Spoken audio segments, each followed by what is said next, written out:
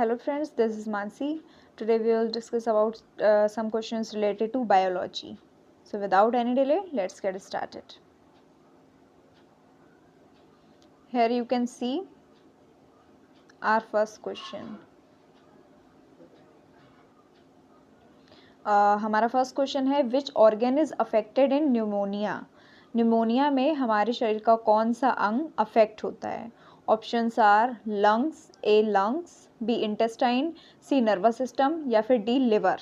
तो कौन सा अंग अफेक्ट होता है. तो देखिए न्यूमोनिया में लंग्स जो है वो अफेक्ट होता है. कैसे क्या होता है कि हमारे लंग्स में थाउजेंड्स ऑफ बंचेस होते हैं. थाउजेंड्स ऑफ बंचेस होते हैं जिसमें एयर स्टोर होती है. उन बंचेस को बोलते हैं, हज़ारों की संख्या में गुच्छे होते हैं ये बोल सकते हैं. उन गुच्छों को हम बोलते हैं एल्वियोली, जिसमें एयर स्टोर रहती है. फिर जब क्या होता है उन गुच्छों में, उन बंच में गोल होते हैं, उनमें पानी भर जाता है. पानी भरने की वजह से न्यूमोनिया बीमारी हो जाती है. जब पानी भर जाता है तो हम उसको न्यूमोनिया बीमारी कहते हैं. ये बैक्टीरिया वायरस के कारण हो जाती है बीमारी. तो which organ is affected in pneumonia is lungs. अगले क्वेश्चन पे आते हैं.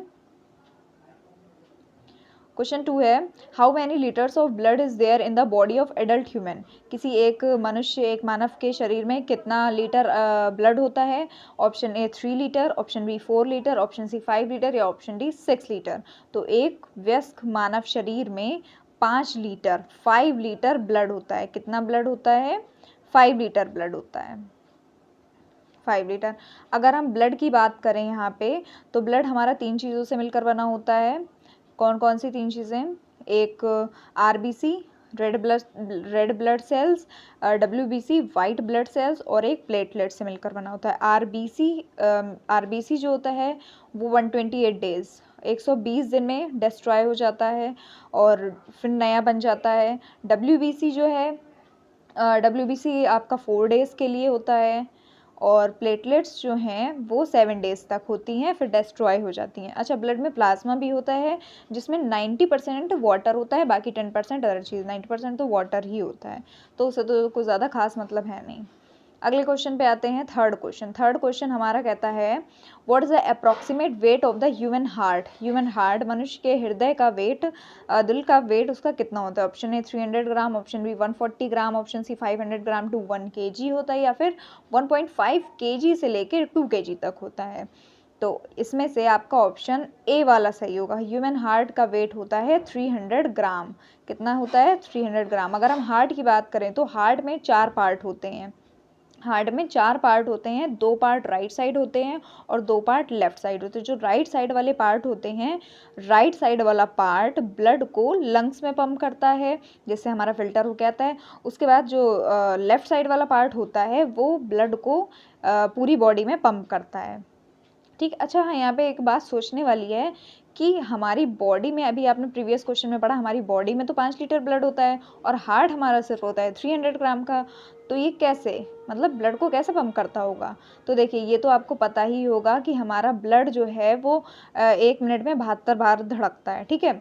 तो जब वो एक बार धड़कता है तो एक बार में वो 70 ml ब्लड को पंप करता है. कितने ml ब्लड को पंप करता है एक बार में. 70 ml. तो जिससे वो 72 बार धड़कने पे पूरे 5 लीटर ब्लड को पंप कर लेता है. ओके. अगले क्वेश्चन पे आते हैं. अगला क्वेश्चन फोर्थ हमारा कहता है which disease is not related to heart.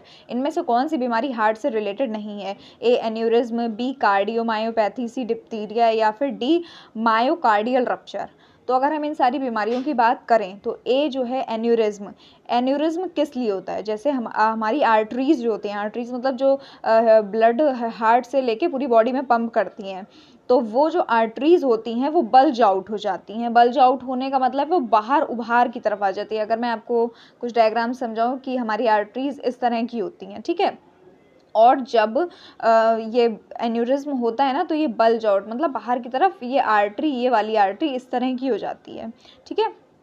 तो इस तरह की आर्टरी हो जाती है, इसको हम बोलते हैं एन्यूरिज्म. उसके बाद कार्डियोमायोपैथी में क्या होता है. कार्डियोमायोपैथी में क्या होता है, हमारी मसल्स जो होती हैं वो थिक हो जाती हैं, वो फैल जाती हैं, थिकनेस उसमें आ जाती है, ज़्यादा फैल जाती हैं, जिसकी वजह से हार्ट फेलर का भी खतरा रहता है, हार्ट फेलर हो जाता है. ऑप्शन सी है डिप्थीरिया। डिप्थीरिया एक बैक्टीरियल इन्फेक्शियस डिसीज़ है जो कि हमारे गले और नाक को अफेक्ट करती है। ओके। और D myocardial rupture. Myocardial rupture में क्या होता है, मायोकार्डियल रप्चर में जो मसल्स होती हैं उनमें ऑक्सीजन की सप्लाई नहीं हो पाती, मतलब ब्लड की सप्लाई नहीं हो पाती, ऑक्सीजन की सप्लाई नहीं हो पाती, जिसके कारण वो डैमेज हो जाती हैं, फिर किसी काम की नहीं रहती हैं। तो देखिए यहाँ पे मैंने बताया कि एन्यूरिज्म भी हार्ट से रिलेटेड है और कार्डियोमायोपैथी भी, मायोकार्डियल रप्चर भी। यहाँ पे नोज़ और डिप्थीरिया जो है वो नोज़ और थ्रोट, गले से रिलेटेड है। तो यहाँ पे इसका करेक्ट आंसर हो जाएगा डिप्थीरिया। अंडरस्टूड। नेक्स्ट क्वेश्चन पे आते हैं, क्वेश्चन फिफ्थ हमारा है ELISA test is the test of. ELISA test किस चीज़ का टेस्ट है? टाइफाइड का, HIV का, हेपेटाइटिस का, डेंगू का। तो मैं आपको बता दूं एलिसा टेस्ट जो है वो हमारी बॉडी में एंटीबॉडी चेक करने के लिए होता है। मतलब कि एंटीबॉडी का मतलब कि हमारे शरीर में अगर वायरस कोई एंटर करता है तो वो उससे लड़ पाएगा या नहीं लड़ पाएगा, तो वो एंटीबॉडी चेक करने। तो देखिए टाइफाइड तो यहाँ पे कोई वो है नहीं वायरस, ना ही हेपेटाइटिस है और ना ही डेंगू है। HIV एक तरह का वायरस है। तो इसको टेस्ट करने के लिए, इसका पता लगाने के लिए एलिसा टेस्ट होता है। क्लियर है? अगले क्वेश्चन पे आते हैं। अगला क्वेश्चन हमारा 6th क्वेश्चन है जो कहता है AIDS disease affect which part of the body. AIDS बीमारी जो है वो हमारे शरीर के किस पार्ट को अफेक्ट करती है? A immune system, B nervous system, C whole body, या C none of the D sorry यहाँ पे सी टाइप हो गया, D none of the above. तो जो एड्स है वो HIV वायरस के द्वारा होता है। HIV की फुल फॉर्म होती है human immuno virus. Human immuno, इसके नाम में ही देखिए इम्यूनो, ठीक है। तो इम्यूनो से यहाँ पे क्या होता है, वो इम्यूनिटी को वीक कर देता है। हम बहुत वीक होते चले जाते हैं, थकान होती है, कुछ काम नहीं कर पाते हैं। तो एड्स बीमारी जो है वो हमारे इम्यून सिस्टम को अफेक्ट करती है। अगले क्वेश्चन पे आते हैं। नेक्स्ट 7th क्वेश्चन है हमारा epilepsy is a disease of which of the following. Epilepsy बीमारी जो है वो इनमें से किसकी बीमारी है? देखिए हाँ, तो एपिलेप्सी तो आप मिर्गी, एपिलेप्सी बोलते हैं मिर्गी को। जो मिर्गी है वो किस में आती है, किस लिए, किस कारण आती है? तो देखिए एपिलेप्सी मतलब मिर्गी में आपने देखा होगा कि इंसान एकदम झटपटाने लगता है और वो कहीं पर भी होता है एकदम गिर जाता है, या कहीं पे भी उसका दिमाग काम करना कुछ समझ के बाहर हो जाता है सब। अगर रोड पे होता है या छत पे होता है, कहीं भी होता है, वो गिर जाता है, वाइब्रेट मोशन में आ जाता है और उसके मुंह से झाग निकलने लगता है। तो देखिए, तो मैंने भी क्या बोला कि उसका ब्रेन काम करना बंद कर देता है, कहीं पे भी कुछ भी हो जाता है। तो ब्रेन किससे रिलेटेड है? हमारे नर्वस सिस्टम से रिलेटेड है। तो एपिलेप्सी कौन सी किसकी बीमारी है? वो हमारी नर्वस सिस्टम की बीमारी है। ओके, क्लियर होगा। नेक्स्ट क्वेश्चन पे आते हैं।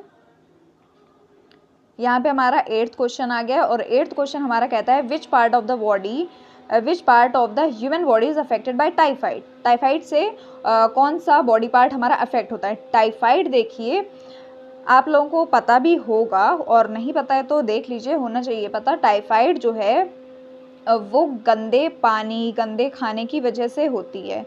तो अच्छा, इसका आंसर आप ही लोग बताएंगे। गंदा पानी और गंदा खाना हमारा जाता कहाँ है? इंटेस्टाइन से होकर जाता है, लिवर या स्पाइनल कॉर्ड से होकर तो जाएगा नहीं, तो इंटेस्टाइन से होकर जाएगा। तो हमारे सबसे ज़्यादा टाइफाइड जो है इंटेस्टाइन को ही अफेक्ट करती है। इसका करेक्ट आंसर हो जाएगा ऑप्शन ए, इंटेस्टाइन। अगले क्वेश्चन पे next 9th question, BCG vaccine is used against which disease. BCG vaccine, BCG का टीका सुना होगा आपने, वो किस लिए लगता है? Option A whooping cough, option B tuberculosis, option C viral fever, option D smallpox. Whooping cough मतलब कुकुर खांसी के लिए, ट्यूबरकुलोसिस मतलब टीबी के लिए, वायरल फीवर और स्मॉल पॉक्स के लिए। तो BCG वैक्सीन का जो टीका है वो हमारे ट्यूबरकुलोसिस, टीबी के लिए लगाया जाता है, जो कि एक बहुत ही खतरनाक बीमारी हुआ करती थी। अब तो इसका इलाज आ गया, आराम से हो जाता है। तो जो ट्यूबरकुलोसिस, और इसका टीका जो है वो बचपन में ही लग जाता है। बचपन मतलब जन्म से विदिन अ वीक लग जाता है, 1 हफ्ते के अंदर लग ही जाता है। अच्छा, एक बात और मैं इस पर बता दूं कि जो यूरोप और अमेरिका है वो टीवी से पूरी तरह मुक्त हो गया है, मतलब वहाँ पे टीवी का नामो निशान तक नहीं रह गया है। Okay, come to the next question. Next and last question है हमारा, डीएनए स्टैंड्स फॉर। डीएनए की फुल फॉर्म क्या है देखते हैं। डीऑक्सीराइबोज न्यूक्लिक एसिड, बी है डीऑक्सीराइबो न्यूक्लिक एसिड, सी है डाइऑक्साइड न्यूक्लिक एसिड, या फिर D dehydrogenate ribose nucleic acid. तो देखिए डीएनए की फुल फॉर्म जानने से पहले हम ये जानेंगे कि डीएनए है क्या। देखिए जो हमारे सेल्स होते हैं, सेल्स का सेंटर जो होता है, सेंटर जिसको न्यूक्लियस बोलते हैं, तो उसमें न्यूक्लियर एसिड होता है। न्यूक्लियर एसिड दो चीज़ों से मिलकर बना होता है, एक डीएनए और एक आरएनए। तो यहाँ पे डीएनए की फुल फॉर्म हो जाएगी deoxyribo nucleic acid, deoxyribo nucleic acid. और जो आरएनए होता है वो उसकी फुल फॉर्म होती है राइबोज न्यूक्लिक एसिड। ओके, सो आपको क्लियर होगा डीएनए आरएनए में। एंड इसी के साथ हमारे 10 क्वेश्चन फिनिश होते हैं। इसी के साथ हमारे 10 क्वेश्चन फिनिश होते हैं, जो कि बहुत ज़्यादा ही इंटरेस्टिंग थे। और आप कमेंट कर सकते हैं कि आपने कौन सा क्वेश्चन आपको नया लगा या आपने क्या जाना, ठीक है। एंड लाइक भी करिए, शेयर भी करिए, और अगर चैनल पे नए हो तो ज़रूर सब्सक्राइब भी कीजिए। Okay, so see you in the next video. Okay, bye bye.